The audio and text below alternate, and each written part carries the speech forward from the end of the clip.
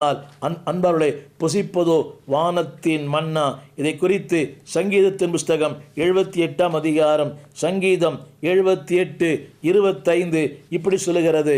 சங்கீதம் 78:25 அந்த வசனத்தை வாசிக்கிறேன், கேளுங்கள். அவர் உயரத்துள்ள மேகங்களுக்கு கட்டளையிட்டு வானத்தின் கதவுகளை திறந்து, இங்கிருந்து அனுப்புகிறாராம் வானத்திலிருந்து.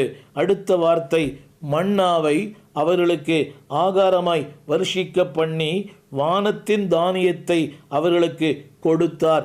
என்ன தானியமாம்? வானத்தின் தானியம். இது எங்கே விளைந்தது? எங்கே பயிரிடப்பட்டது? எங்கே அறுவடை செய்யப்பட்டது? எல்லாமே இட்ஸ் ஃப்ரம் ஹெவன். வானத்தின் தானியமாம். அது மட்டுமல்ல, அது யார் சாப்பிடுகிற உணவாம்? தூதர்களின் அப்பத்தை மனுஷன் சாப்பிட்டான். எப்படி தந்தாராம்? அன்பானவர்களே, பூரணமாய் தந்தார். அது மட்டுமல்ல, அடுத்த வார்த்தை, அவருடைய வல்லமையினாலே தென்றலையும் வீச செய்தார், ஆகாரத்தையும் தந்தார். சிறப்பான ஆகாரம், த பெஸ்ட் ஃபுட். அது யாருடைய ஆகாரமாம்? தூதர்களின் ஆகாரம். அப்படியானால் அதில் வசனம் போட்டிருக்கிறது. எங்கிருந்து?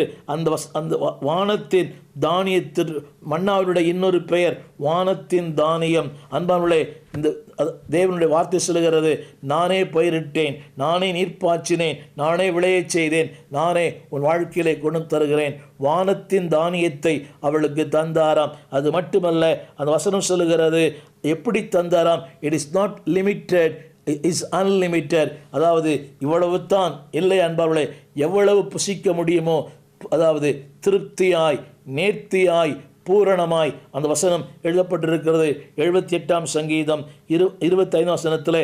எப்படி அனுப்பினாராம்? பூரணமாய், அதாவது வித் த ஃபுல்னஸ், அன்லிமிட்டெட். இதனாலே என்னை கேட்டுக்கொண்டிருக்கிற அன்பு தெய்வ பிள்ளையே, வனாந்திரத்திலையும் உனக்கு தேவையான அடிப்படை தேவையான ஆகாரத்தை தந்து உன்னை நன்றாய் போஷிப்பார், சிறப்பாய் போஷிப்பார், பூரணமாய் போஷிப்பார்.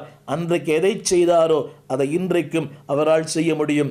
நேற்றும் என்றும் என்றும் மாறாத ஒரு தெய்வம். இரண்டாவது, மனித வாழ்க்கைக்கு தேவை அன்பானுடைய தண்ணீர்.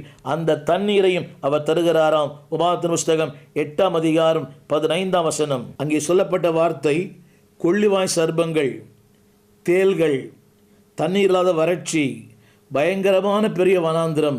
பாருங்கள், அங்கே இருக்கிற ஆபத்துக்களை சொல்லுகிறார். கொள்ளிவாய் சர்ப்பங்களும் தேள்களும் தண்ணீர் இல்லாத வறட்சியுமான பயங்கரமான பெரிய வனாந்திரம். ஆனால் உனக்காக பாறையான கண்மலையிலிருந்து தண்ணீரை அவர் புறப்பட பண்ணினார். உனக்காக.